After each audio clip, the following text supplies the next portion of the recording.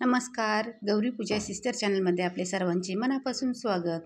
तर आज आपण शिल्लक राहिलेल्या चपातीपासून खमंग असे थालीपीठ बनवणार आहोत. ते आपण टोमॅटो सॉस, चिंचेची चटणी किंवा दह्यासोबत खाऊ शकते. खूप छान असे लागतात. तर चला सुरुवात करूया थालीपीठ बनवण्यासाठी. आता माझ्याकडे 3 चपात्या शिल्लक राहिलेल्या होत्या ना. सकाळच्या चपात्या होत्या, दुपारच्यासाठी 4 नंतर भूक लागते ना त्यावेळेस ह्या केलेल्या होत्या मी.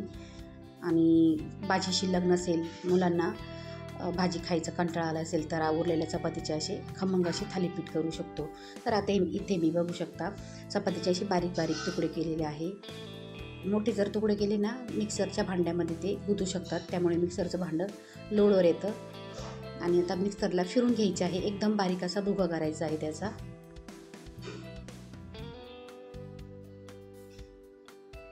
सर्वचे सर्व तुकडे आपण मिक्सरला फिरून घेणार आहोत.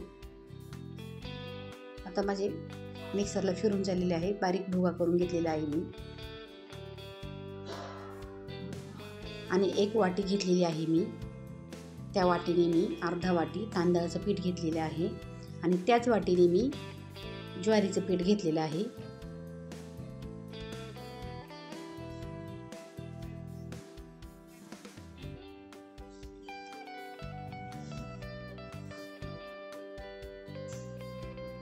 तर बघू शकता ही छोटीशी वाटी होती माझ्याकडे, याच वाटीने मी सगळं मेजरमेंट घेतलेलं आहे. आता इकडे मी हिरव्या मिरच्या घेतलेल्या आहे, 10-12 हिरव्या मिरच्या, आणि लसूण घेतलेला आहे. लसूण सोलून नाही घ्यायचा, टरकाला सहज खूप छान लागतो.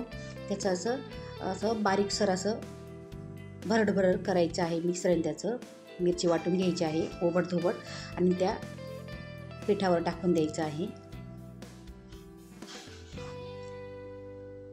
बारीक चिरलेली कोथिंबीर घ्यायची आहे थोडीशी. बारीक चिरलेल्या कोथिंबीर नंतर आपण इथे टाकणार आहोत अर्धा चमचा हळद,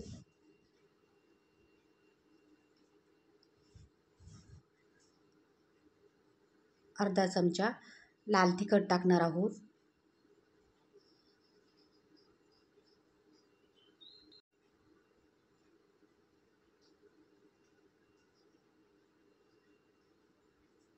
अर्धा चमचा गरम मसाला आणि 1.5 चमचा मीठ टाकलेलं आहे मी.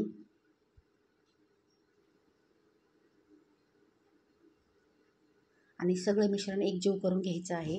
एका बाउलमध्ये मळून घ्यायचं आहे पीठ. पाणी थोडं करून टाकायचं आहे, जास्त पातळ नाही करायचं. आपण चपातीचं उंडा मळतो ना, पीठ मळतो ना, त्यापेक्षा थोडंसं घट्टसर मळायचं आहे, म्हणजे आपल्याला थालीपीठ थापायला छान जातं.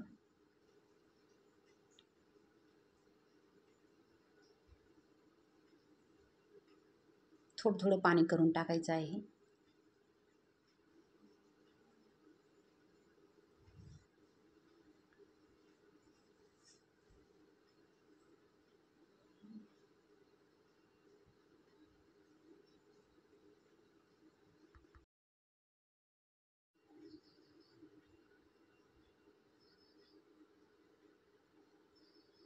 जसं लागेल तसं पाणी घ्यायचं, एका वेळेसच पाणी नाही ओतायचं.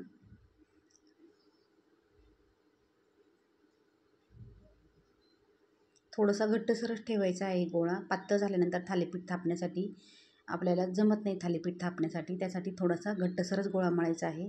आता पीठ मळून झालं, इकडे आपण कापडावर थालीपीठ घ्यायला थापायला सुरुवात करूया. हाताच्या साहाय्याने असे दाबत गोल करायचं आहे आणि खमंग भाजण्यासाठी त्यामध्ये असे छिद्र पाडायचे आहे थालीपीठला. आणि आता इकडे तवा देखील तापलेला आहे, तव्याला तेल लावून घेतलेलं आहे मी आणि त्यावर आपण हे थालीपीठ भाजण्यासाठी ठेवून देऊया.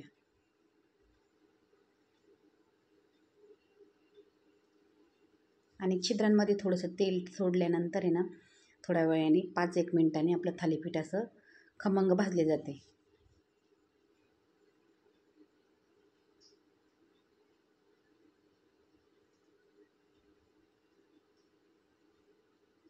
बघू शकता किती छान असं खरपूस असं आपलं थालीपीठ भाजलेलं आहे.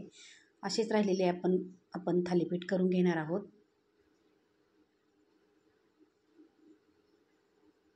बघू शकता किती असे खरपूस भाजलेले आहे आणि वास देखील खूप छान येतो त्याचा.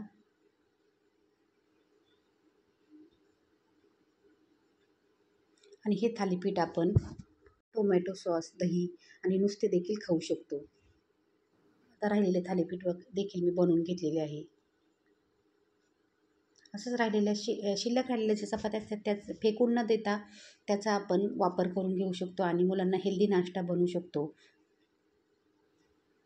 खूप छान लागतात थोड्याशा भुकेसाठी.